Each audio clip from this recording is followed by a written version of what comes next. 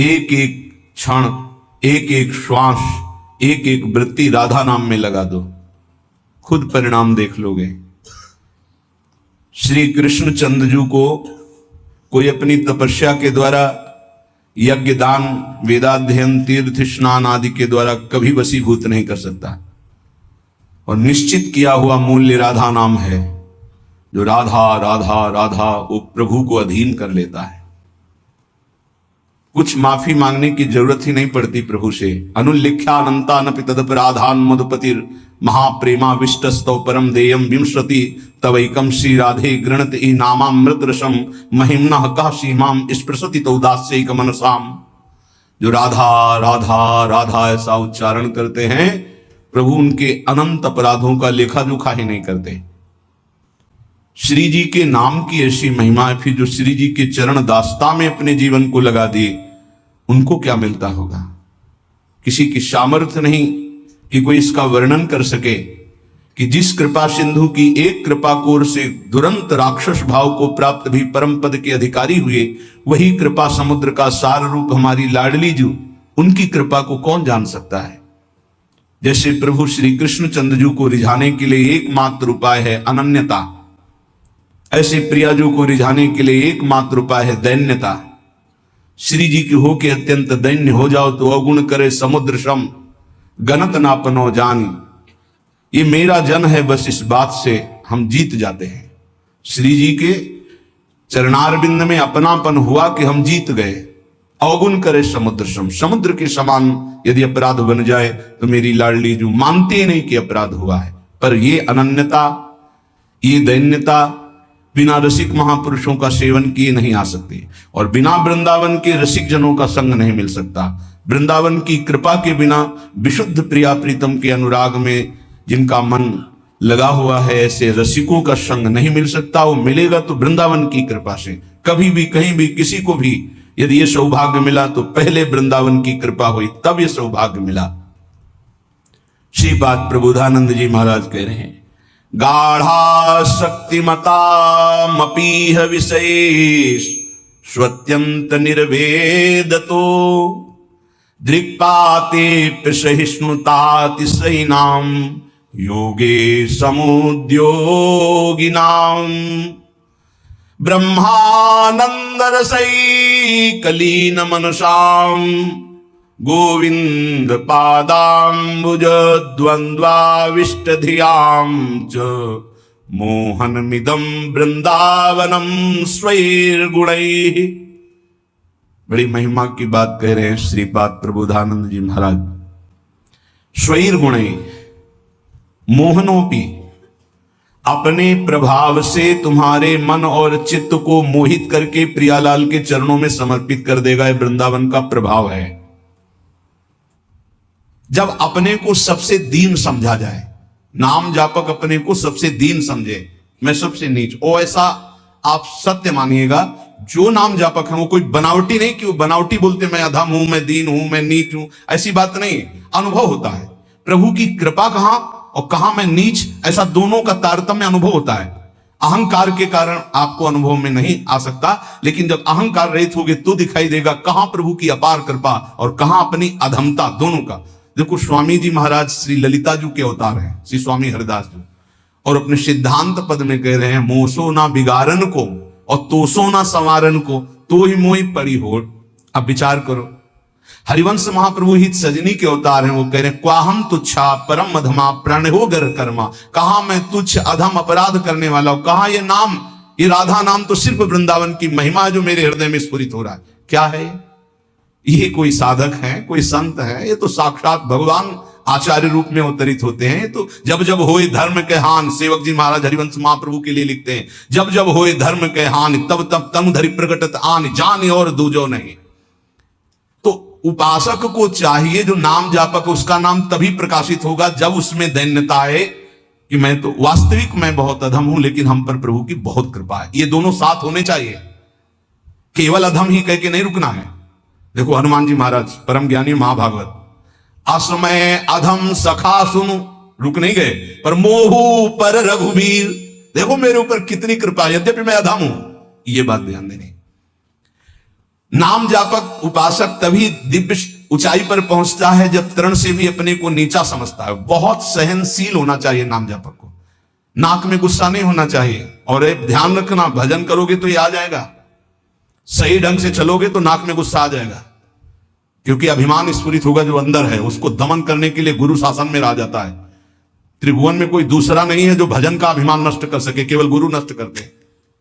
एकमात्र अहंकार पर अगर हथौड़ा कोई मार सकता है ज्ञान का तो केवल गुरुदेव है, दूसरा तो ऐसे ही बोलेगा, लेकिन वो सीधा प्रहार उसी अहंकार पर। बहुत सहनशील उपासक को गुरुदेव की कृपा बना देती है। इसलिए एक प्रश्न हुआ था कि हम अव्यक्त रूप से गुरु मान लेते हैं तो हमें क्या भगवत प्राप्ति नहीं होगी? देखो, अव्यक्त तुम्हें चपत लगाने नहीं आएगा, ध्यान देना। अव्यक्त तुम्हें ऐसा नहीं कि खड़े रहो, यहां यही खड़े रहो जब तक लौट के ना आए, यही खड़े रहो, चलो ऐसा करो। ये हमको प्रगट गुरु चाहिए, क्योंकि प्रगट में फंसे हैं। वो हमको दुलार भी करें और हमें डांट भी सके, हमें चपत भी लगा सके, तभी हम सुधरेंगे। मान लो हम अव्यक्त गुरु मान लेते हैं तो जो मन आया सो कर रहे हैं, वो समझा। अव्यक्त गुरु तुमको कौन ऐसा है जिसको उपदेश नहीं कर रहे? आप बुरा करने चलते हो, अव्यक्त गुरु अंदर रोकते, मान पाते हो आप? एक त्रिभुवन में गुरुदेव के सिवा कोई ऐसा नहीं जो निर्विकार और निरहंकार कर सके। ये हम खुली बात कहते हैं। भगवान भी हमारे हृदय में बैठे रहे, निर्विकार नहीं किए।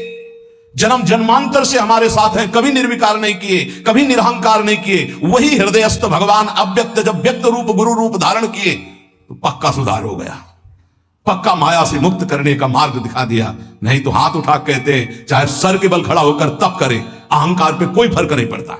10-10 हजार वर्ष तक खड़े रहे, जटाओं में घोंसले बन गए, चिड़िया बैठी, तुम कितने साल जियोगे? सारा अहंकार मिट्टी में, सब ज्ञान है तो क्या हुआ? केवल जल पी के रहे तो क्या हुआ? कितने ऐसे पशु पक्षी जल आहार करते हैं, उनको भगवत प्राप्ति हो गई। हर अहंकार की धज्जियां गुरुदेव उड़ाते हैं। और जब गुरुदेव का ऊपर वरद हस्त नहीं रहता तो सिद्धता का नाटक शुरू हो जाता है, नाटक शुरू हो जाता है।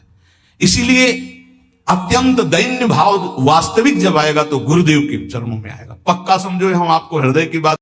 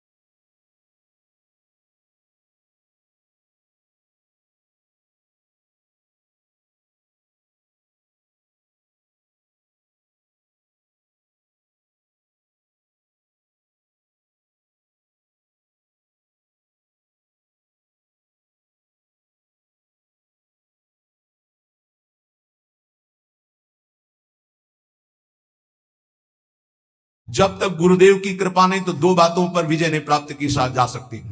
विकारों पर षड विकार जित, ये गुरुदेव की कृपा, और अहंकार रहित होना केवल गुरुदेव की कृपा, ये दैन्यता केवल गुरुदेव। ये खूब अंदर की बात कह रहा हूं, खूब साधन मार्ग में चल के कह रहा हूं। जब तक गुरु कृपा नहीं होगी प्रगट गुरुदेव की, तब तक दो बातों पर विजय नहीं प्राप्त की, एक तो विकार और दूसरे अहंकार। बहुत सहनशील होना, सहनशील गुरुदेव बनाते हैं, ठोक ठोक के हर जगह, जहां कमजोर हो वहीं पीट पीट के। दूसरों को मान देना और स्वयं अमानी रहना, यह गुरुदेव की कृपा से ही आता है। जो शुद्ध रसिक महापुरुष भगवत प्रेम में डूबे हुए हैं वही अमानिना मान देन स्थिति प्रदान करते हैं। स्थिति बनावटी नहीं होगा, बनावटी टिक नहीं पाएगा। चाहे जितना भारी विद्वान तपस्वी पांडित्य से युक्त क्यों न हो, जब तक वो अपने को तृण से नीच नहीं समझता, सहनशील नहीं होता, दूसरों को सम्मान देना, स्वयं अमानी रहना, तब तक उसमें भगवत भाव का प्रादुर्भाव नहीं होता। ये बात बहुत ध्यान देने की है। नहीं खाली भटकना पड़ेगा। ऐसे हमसे बनते रहेंगे कि अंधा बटे और पड़ा चबाए, भजन करना कठिन, करके बचाना कठिन, बचा के पचाना कठिन। उपासक को चाहिए कि भूख लगे तो आधा पेट भोजन कर ले, प्यास लगे तो जल पी ले। जो विरक्त है उसे सदैव अपने साधन पथ को पुष्ट करते रहना चाहिए, अपने भजन, अपने साधन, अपना संयम, अपना ब्रह्मचर्य। कलयुग में सरल, सहज, महामहिम, परम सिद्धि प्रदान करने वाला नाम है, नाम। एक बहुत बड़े विद्वान थे, महाप्रभु चैतन्य देव नाम जी की महिमा वर्णन कर रहे थे, तो उसने कहा ये सब हम नहीं मानते, ये शास्त्रों में अर्थवाद कहा गया है। अर्थवाद कहते हैं कि फल स्तुति का वर्णन है, ऐसा वस्तुता नहीं है। इतना सुनते ही महाप्रभु ने कानों को ऐसे अंगुली से बंद किया और कहा कृष्ण कृष्ण कृष्ण कृष्ण कृष्ण, श्री हरि श्री हरि श्री हरि श्री हरि। कितनी बड़ी पाप की बात कह दी और हमने सुन लिया। अरे नाम की तो निंदा कर दिया, सुनने मात्र से पाप लगता है। चलो सब चलो वस्त्र सहित गंगा स्नान करो। इस अपराधी के मुख से नाम की ऐसी अवहेलना सुनने के कारण हम सब अपवित्र हो गए। महाप्रभु सब के सब वस्त्र सहित सचेल, सचेल कहते हैं कि वस्त्र सहित, वैसे ही गंगा स्नान किया। फिर गंगा जी में खड़े होकर के महाप्रभु भक्तों को कहने लगे, भाई तुम सच्ची मानो अखिल कोटि ब्रह्मांड नायक श्री कृष्ण के एक एक रोमकूप में असंख्यों ब्रह्मांड है। उन श्री कृष्ण को अधीन करने की सामर्थ्य श्री कृष्ण का नाम रखता है, मैं गंगा में खड़े होकर कहता हूं। पक्का पक्का। ये विद्वता भी बहुत कभी कभी भगवान से विमुख कर देती है। एक श्वास में एक नाम ले लिया, कृष्ण, राधा, राम, हरि। भारी पड़ जाएगा तुम्हारे हिसाब में जब तुम्हारा शरीर छूटेगा और तुम्हारे रजिस्टर को देखा जाएगा तो एक कृष्ण नाम निकलेगा, तो वो तुम्हें तार देगा। एक कृष्ण नाम, ये ध्रुवदास जी महाराज कह रहे हैं, एक नाम त्रैलोक ही तारे, जो ना ले सो जन्म ही हारे। पूरे जन्म में यदि भगवान नाम नहीं लिया तो व्यर्थ चला गया जन्म। और जिसने एक बार कृष्ण कहा, राधा कहा, हरि कहा, भारी पड़ जाएगा। यमराज जी महाभागवत हैं, एक नाम की कीमत क्या है? पूरा त्रिभुवन नहीं है, वो विजय को प्राप्त होगा। असंख्य ब्रह्मांडों के स्वामी अजित को जो जीत ले वो है नाम। कोई योग के द्वारा उनको वशीभूत नहीं कर सकता, तपस्या के द्वारा नहीं करता, तत्वों की संख्या की गणना करके सांख्य योग के द्वारा उनको वशीभूत नहीं कर सकता। अगर कोई आज तक वशीभूत किया है तो नाम जापक ने किया है। सुमिर पवन सुत पावन नामू, अपने बस कर राखे नाम। ये नामापराध में, 10 नामापराध में एक अपराध है नाम में अर्थवाद की भावना करना। इसलिए जो भक्ति विहीन, उनकी कभी बातें नहीं सुननी चाहिए। बड़े बड़े मंत्रों का जाप, तपस्या, पूजा पाठ, यज्ञ, दान, अनुष्ठान, कोई भी नाम की बराबरी नहीं कर सकता। गंगा में खड़े होकर महाप्रभु चैतन्य देव कह रहे हैं, स्वयं भगवान श्री कृष्ण चंद्रजू कह रहे हैं, न साध्यति माम योगो न सांख्यम धर्म उद्धव न स्वाध्याय तपस्त्यागो यथा भक्तिर्ममोर्जिता। भक्ति का स्वरूप क्या है? देवर्षि नारद तदर्पिता अखिलाचारिता तद्स्मरणेन परम व्याकुलते। हर समय भगवान का स्मरण करते हुए अपने कर्तव्य कर्म को भगवान को समर्पित करना, यह उत्तम भक्ति का लक्षण है। और यही मनुष्य जीवन का परम लाभ है कि प्रभु के चरणों में प्रीति हो जाए। यही ज्ञान का, योग का, धर्म का, कर्म का, सबका फल है। अगर ये नहीं तो बड़ी दुर्गति है। एक बड़ा पशु चलने में असमर्थ, उसके गुदा द्वार से पीछे से कई नोच नोच के उसे खा रहे हैं, और वो केवल चिल्ला रहा है, ना भाग पा रहा है, कोई बचाने वाला नहीं। साहब ऐसे जिंदा पीछे से नोचे। अब जब तक उसके प्राण रहेंगे, कितना भयानक कष्ट पा रहा है, थोड़ा थोड़ा नोच नोच कर खा रहे। विशाल पशु है, भैंसा उठ नहीं सकता, अब उसे खा रहे। जितना छक जाएगा पेट वो चला जाएगा, दूसरा आएगा खाएगा वो चला जाएगा, जब तक उसके प्राण नहीं निकलेंगे। भयंकर कष्ट पा रहा है। ये प्रत्यक्ष यहां की दशा है। नरक आदि की तो कितनी उद्धार कर लो मानव जीवन में, ये मनोरंजन के लिए नहीं है, बहुत भयावह संसार है जिसे तुम देख नहीं पा रहे हो। जलत ज्वालम सीते स्वपदम करंदई समयतु, ये जलती हुई ज्वाला है, बचना है तो स्वपदम करंदई समयतु, प्रिया प्रीतम के चरणारविंद की शीतलता से इन तीनों तापों का दमन करके प्रिया प्रीतम को प्राप्त कर लो, अन्यथा कोई उपाय नहीं। मनुष्य शरीर छूटा कि धोखा ही धोखा। क्या तुम समझते हो अविनाशी हो तुम? ये तो नहीं समझ पाए तुम अविनाशी हो। तुम तो देह भाव में विचरण करते हुए भोगों में राजी हो, तो तुम्हें देह ही मिलेंगे, लेकिन ये देह नहीं मिलेगी। बार बार ये देह नहीं मिलती। रसिक शिरोमणि श्री ध्रुवदास जी महाराज कह रहे हैं, बार बार तो बनत नहीं यह संजोग अनूप, मानुष तन वृंदा विपिन रसिकन संग विरूप। बहुत बढ़िया अवसर है, अभिमान न करो, प्रार्थना मान लो। ये जो महापुरुषों की वाणी, संतों की वाणी है, ये आपके परम मंगल के लिए है। ये किसी स्वार्थ से युक्त नहीं है, ये तुम्हारे परमार्थ को, परम अर्थ, परम सुख प्रदान करने वाली है। कोई कितना भी तुम्हारी निंदा करे, क्षमा शस्त्रम करे यस्य दुर्जना किम करिष्यति, अतृणे पतितो वन्ही स्वयमेवोप शाम्यति। वैष्णव के पास एक महान अस्त्र है जिससे वो दूसरों को परास्त करता है। क्या? क्षमा। ध्यान देना, ये वो अस्त्र है जो सांप से भी भारी है।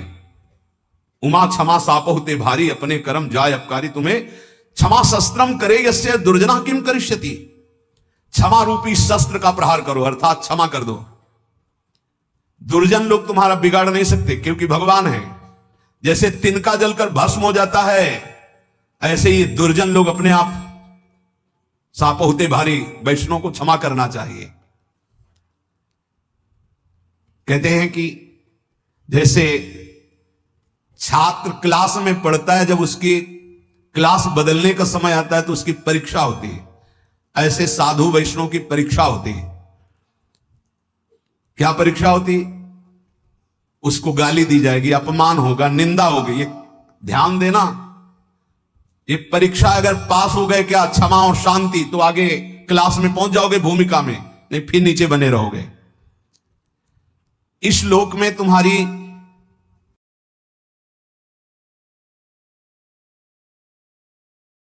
चाहे कोई कितनी निंदा करे, तुम उसकी निंदा मत कर देना। निंदा को सहन करना। निंदा दो प्रकार की होती है, एक अपवाद और एक प्रवाद। महाप्रभु चैतन्य देव कहते, अगर बुरा काम तुमने किया और फिर उसकी निंदा हो रही है तो ठीक हो रही है, तुम्हें बचना चाहिए, उसमें भी तुम्हें नाराज होने की जरूरत नहीं। और अगर तुमने बुरा काम नहीं किया और तुम्हारी निंदा हो रही तो बहुत ठीक हो रहा है। तुम्हारा भारी प्रारब्ध जो शरीर में दंड मिलने वाला था, वो निंदा के द्वारा काटा जा रहा है। भगवान की विशेष कृपा है। दोनों स्थिति में, प्रवाद और अप्रवाद में भी, तुम्हें किसी तरह क्रोध नहीं करना है। बहुत बड़े महापुरुष चरणदास जी महाराज, साधो निंदक मित्र हमारा, निंदक को निकटे ही राखो, हो न देऊ न्यारा, साधो निंदक मित्र हमारा। निंदक नियरे राखिए आंगन कुटी छवाए, कमरे में नहीं बीच आंगन में रखो, उठते बैठते देखे, एक एक दोष वर्णन करे। ये बड़ी बढ़िया बात है। निंदा करने वाले भारी पापों का नाश कर देते, बात मान लो। पर जब निंदा होती है तो ऐसे लगता है जैसे दिया सलाई पेट्रोल डाल के लगा दी गई हो छाती। और उसके प्रति यही आएगा कि अगर तप होता तो राखी करके और दिखा देते लोगों को। हाँ, ये अगर अंदर वृत्ति है तो भगवदानंद की अनुभूति नहीं होगी, ध्यान रखना।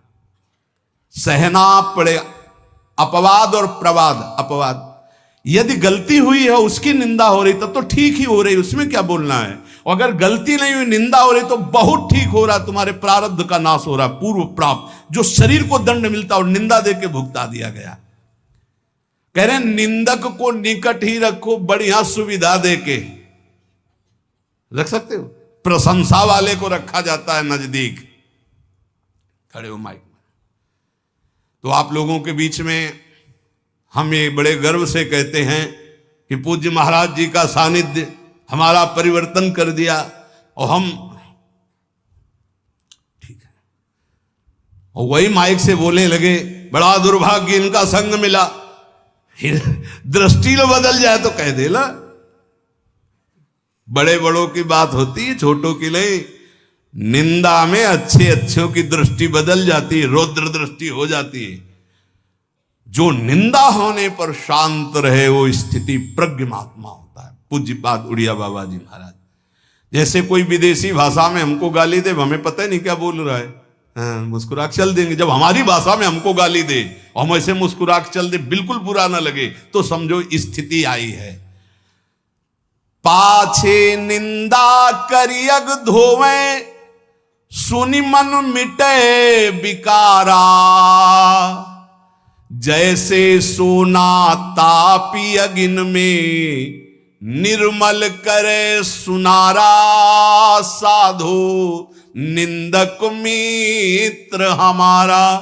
ये निंदक लोग कितने कृपालु हैं। ये पीछे से निंदा करते हैं और क्या करते हैं, समस्त विकारों को उसके मिटाकर ऊपर उठा देते हैं। पक्का निंदा सह गए तो भूमिका बदल जाएगी। बहुत कठिन है निंदा सहना, बहुत कठिन है। निंदा सह गया तो द्वंद्व सहने की ताकत आ जाएगी। स्तुति बहुत अच्छी लगती, नहीं लगती?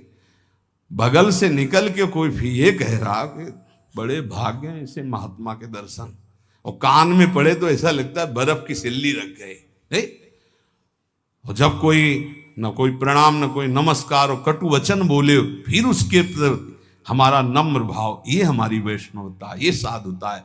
क्या करते, जैसे अग्नि में तपाकर सोना शुद्ध होता है, ऐसे निंदा करके ये लोग हमारे पापों का नाश करके हमें ऊंची स्थिति प्रदान करते। तो कौन बड़ा हुआ, जो हमें स्तुति करके नीचे गिरा दे या जो निंदा करके ऊपर उठा दे? जो ऊपर उठा दे। तो निंदक मित्र हमारा। बोले घन अहरन कसी हीरा, निबटे कीमत लक्ष्य हजारा। कांच और हीरा की पहचान कैसे होती? एक घन में पहचान होती है। घन लोहे का एक हथौड़ा जैसा होता है, और उसको ऐसे रख के पक्की जगह पे, लोहे पे, और ऊपर से घन मारो। अगर नकली हीरा है तो छार छार हो जाएगा, और असली हीरा है तो कुछ फर्क नहीं पड़ेगा। तो बोले असली संत में जहां गाली गलौज निंदा अपमान करो कोई फर्क नहीं पड़ा, और अगर टूट गया तो नकली हीरा था, असली हीरा नहीं। घन अहरन कसी हीरा, निपटे तो कीमत लक्ष्य हजारा। ऐसे जाचत दुष्ट संत को, करन जगत उजियारा। साधो निंदक मित्र हमारा। ये भगवान से मिलाने वाले बनते, निंदा करने वाले। ये दुष्ट जन जो निंदा करते हैं, ये हमें भगवत प्राप्ति कराते हैं। इनके चरणों में कोटि कोटि प्रणाम। ये संसार में फंसने नहीं देते, छोटी सी छोटी गलती सामने रख करके हमको भगवान से मिला देते हैं, हमारे पापों का नाश कर देते हैं, हमारी बाधाओं का नाश कर देते हैं। जोग यज्ञ जप पाप कटन ही तू करे, सकल संसारा। और बिन करनी मम करम कठिन, सब मेटे निंदक प्यारा। कितनी बढ़िया बात। बड़ी बड़ी साधनाओं से पाप नष्ट करने का प्रयास किया जाता है, लेकिन निंदक, हम कुछ प्रयास भी नहीं कर रहे, हमारे सारे पाप नष्ट कर रहा है निंदा करके। कितना प्यारा मित्र है। बिन करनी मम करम कठिन, सब मेटे निंदक प्यारा। सुखी रहो, ये कोई संत ही बोल सकते हैं, ये केवल संत हृदय बोल सकता है। सुखी रहो निंदक जग माही, रोग न हो तन सारा। हमारी निंदा करने वाला, उतरे भो निधि पारा। ये कोई महात्मा ही बोल सकता है, दूसरे की ताकत ही नहीं। कह रहे हैं निंदक सुखी रहो, इस लोक में तुम्हारे शरीर में कोई रोग ना हो, और मेरी निंदा करने वाला परलोक में भगवान को प्राप्त हो। ये मेरा आशीर्वाद है। क्या संत है, क्या इनका हृदय कौन जान सकता है। सुखी रहो निंदक जग माही, रोग न हो तन सारा, हमारी निंदा करने वाला उतरे भव निधि पारा, साधो निंदक मित्र हमारा। निंदा जो कर रहे हैं, निंदक के चरणों की स्तुति भाखों बारंबारा, चरण दास कहे सुनियो साधु, ये निंदक साधक भारा। ये निंदा करने वाले भगवान की प्राप्ति कराने में बड़े सहायक हैं। हे साधु, कभी इनकी निंदा मत करना। जो तुम्हारी निंदा करे तुम सह जाना, तुम्हें भगवत प्राप्ति करा देंगे, पक्की बात। इसलिए महाप्रभु चैतन्य देव अपने श्रीमुख से कह रहे हैं कि